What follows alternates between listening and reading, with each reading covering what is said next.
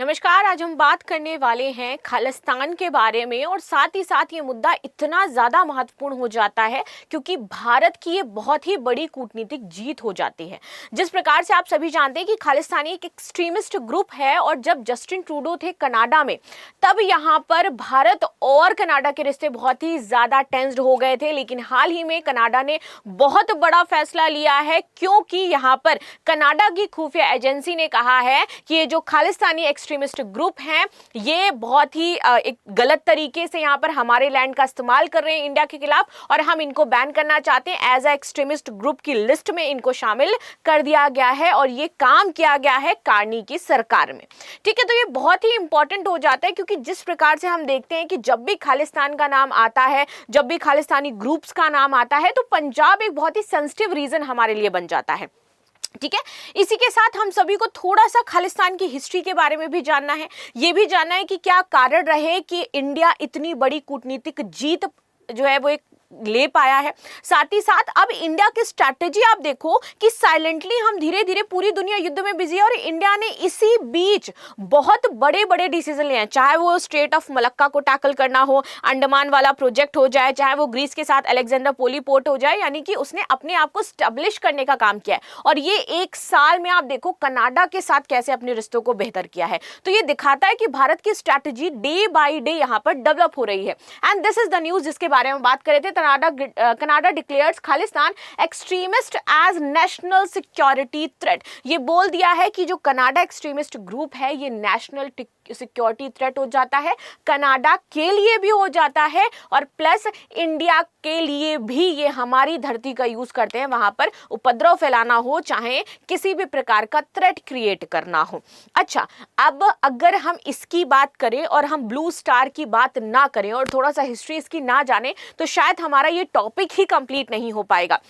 तो आप सभी को पता होगा इसके नेता जो थे वो भिंडार वाले नेता थे। हम ये कह सकते हैं कि संस्थापक या शुरुआत करने वाले या पहले विद्रोही के नाम से जाने जाते हैं। और उसी दौरान इंदिरा गांधी जी ने ऑपरेशन ब्लू स्टार चलाया था जब यहाँ पर बातचीत आई थी भैया कि अकाल तख्त में भिंडार वाले को यहाँ पर मारेंगे। जो सेना है इसने फैसला लिया था कि वहां पर मारेंगे वरना हमारा जो पूरा सिख समुदाय है वो तो बहुत ही ज्यादा भड़क जाएगा अगर वो अकाल तख्त तक पहुंच गए। इस तरीके से चीजें हुई।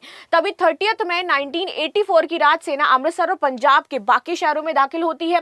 सीआरपीएफ लगाई जाती है, बीएसएफ लगाई जाती है। यहाँ पर 1 जून की रात 9 बजे अमृतसर में कर्फ्यू लगा दिया जाता है और 24 घंटे के भीतर 70,000 फौजी तैनात किए जाते हैं इस ऑपरेशन ब्लू स्टार को अंजाम देने के लिए। और दूरदर्शन पर यहाँ पर इंदिरा गांधी जी कहती भी है कि भैया केंद्र सरकार जो है वो पंजाब से हर तरीके का, चाहे वो आतंकवाद और जो हिंसा है, उसका आज अंत कर देगी। This is the strongest decision जो इंदिरा गांधी की सरकार में लिया गया था खालिस्तानी जो ये उपद्रवी ग्रुप है इनके खिलाफ। इतिहास में नाम दर्ज है भाई इस ऑपरेशन ब्लू स्टार का।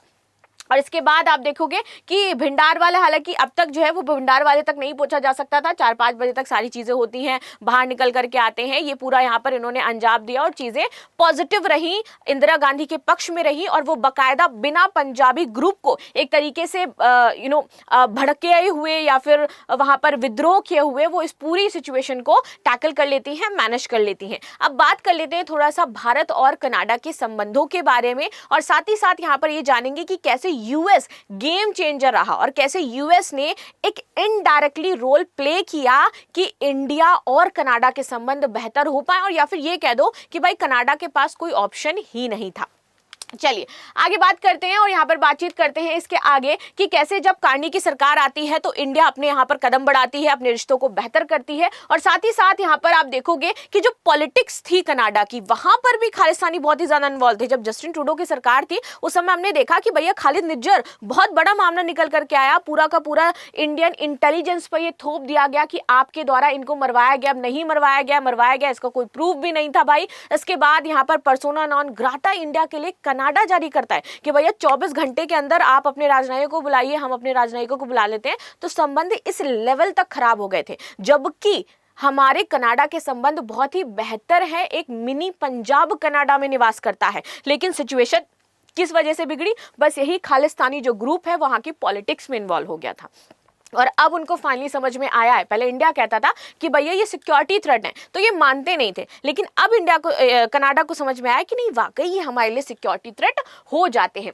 साथ ही साथ बीच में एक मुहिम भी चली थी 2025 में, 1 साल पहले, जहां पे बोल रहे थे leave Canada outreach over threat for pro Khalistani elements. और यहाँ पर ये बोला जा रहा था कि जितने भी प्रो खालिस्तानी एलिमेंट्स हैं वो ये कह रहे थे कनाडा छोड़ करके जाओ, यहाँ पर आपको नहीं रहना है। इस तरीके की मुहिम चलाई जा रही थी इंडिया में, यहाँ पर मुहिम चलाई जा रही थी कि जो इंडियन लोग हैं वो यहाँ से जाए, सिर्फ यहाँ पे पंजाबी लोग रहेंगे। तो ये सिचुएशन पहुंच गई थी एक सर्टेन टाइम पर। और जब जब हम इसकी बात करते हैं ना, क्योंकि इंडिया को 2 फ्रंट से तोड़ना चाहते हैं और पाकिस्तान का इन्वॉल्वमेंट यहाँ पर पूरी तरीके से है। चाहे वो 1971 की जब हम बात करें तो बांग्लादेश का बदला लेना था, अलग हो गया था भैया बांग्लादेश 1971 में, भारत ने ही आज़ादी दिलाई थी बांग्लादेश को। तो उसके बाद पाकिस्तान ने सोचा कि ये बहुत सही मौका है, और सही मौका क्या है कि इसी बांग्लादेश को जो अलग हुआ है इसका बदला लेना है मुझे भारत से। और बदला हम कैसे लेंगे, तो खालिस्तानी ग्रुप को ट्रेंड करके। 1971 में पाकिस्तान ने जो खालिस्तान ग्रुप था उसको ट्रेंड किया, उसको मिलिट्री प्रोवाइड करवाई, उनको वेपन्स प्रोवाइड करवाए, क्योंकि इनका प्लान था कि अब इंडिया को 2 फ्रंट से तोड़ेंगे।